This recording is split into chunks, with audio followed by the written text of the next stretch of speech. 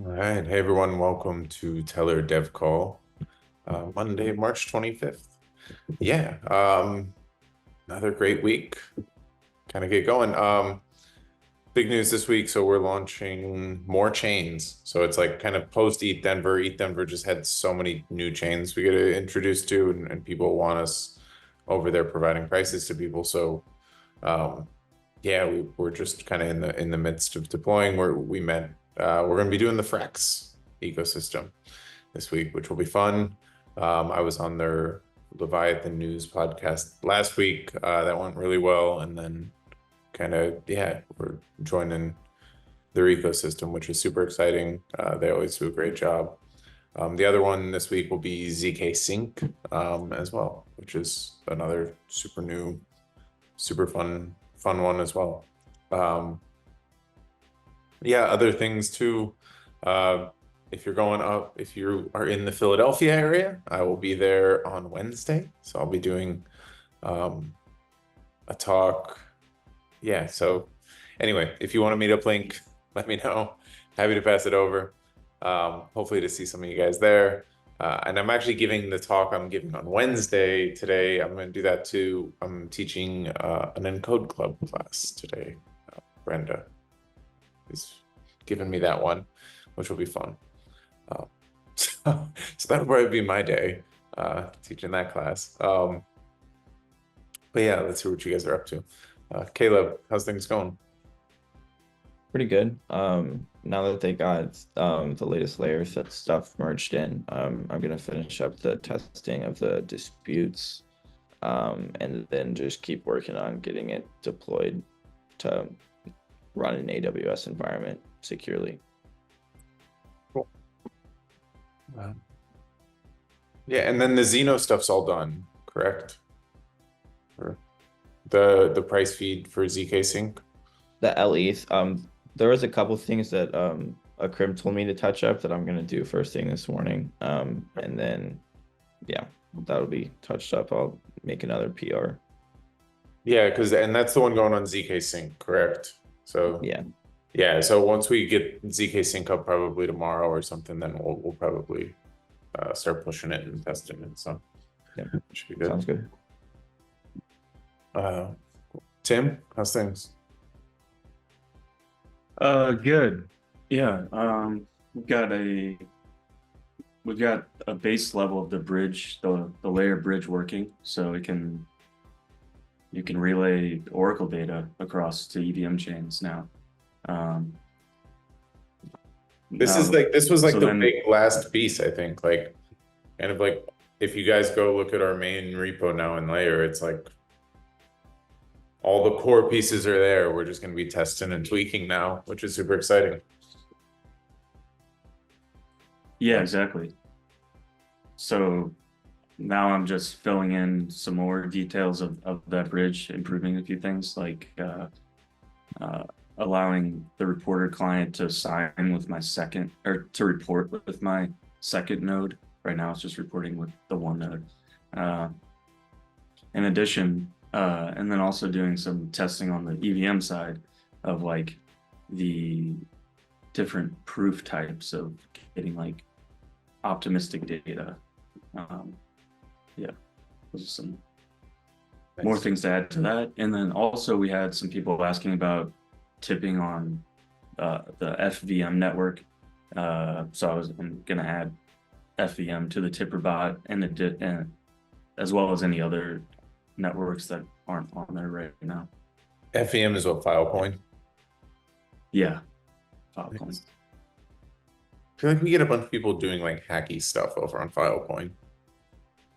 Like neat little use cases. Yeah, Yeah.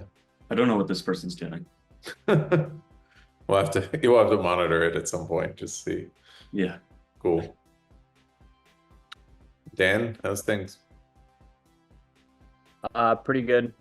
I'm working on changing a few functions in the Oracle module to be reading query data as bytes instead of strings, as per Faku's recommendation. Nice. Yeah, and then button up those tests, we can get them merged in too. Yep. Be nice. Ryan? Yeah, now that got the data feed worked out some kinks after the first run of the date filter, I want to go back in and now add the new query so that it can be a fully functioning date filter. And then also want to add Linea and Polygon ZK AVM. Cool. Awesome. And then how's the YouTube Shorts coming? They're going well. I'm getting some good hits. Pretty much on par with the dev calls in terms of views. Oh, nice. Yeah. Should we repost them to TikTok? Are we gonna be? Well, we might not even have TikTok this week. Yeah. It might be banned. Oh, yeah. I don't know, like where, yeah, is the community on? It's YouTube? not going to be banned. You know? If the bill passes, they have 6 months to sell the company. Yeah, that's Oh, that's right. That's right. And if they don't, basically, they have 6 months to divest away from the CCP or whatever the problem is with. And then if they haven't done it in 6 months, they get banned.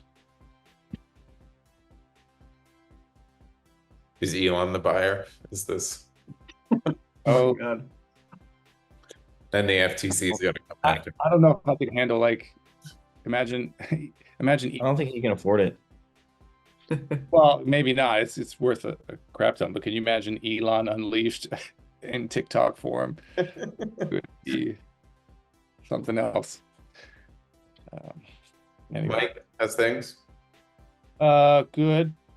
On Friday, we submitted PRs into the fractal docs, the scale docs, and the Linea docs. So we'll see how those go, and then just wanted to touch base to check to see how things were going in terms of what's going on with scale. We're waiting on the bridge. So Yeah, it sounded like nothing's changed there, so I'm just going to be monitoring that situation. And then Ryan and I, you and I have a call at 11:30 with Sprout, and his name is Chandler. So I've never met a Chandler, but so we'll check that out. And yeah, now that you brought up the YouTube Shorts, we should do. And we're in this sort of analytical mindset. We should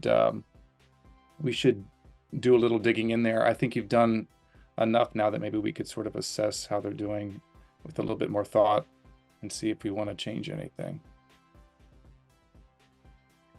Okay. Ryan with hat, Ryan without hat. Yep. Cool.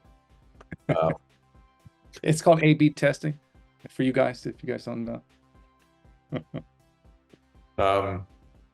And then no questions you said today? No questions. And then, oh, I made an ETH research post last week, which is it's like on a discouragement attack. Anyway, more context on why I'm looking into discouragement attacks will follow. But just getting some base support for the idea that I'm not completely off base with it, which looks good. Anyway, and there was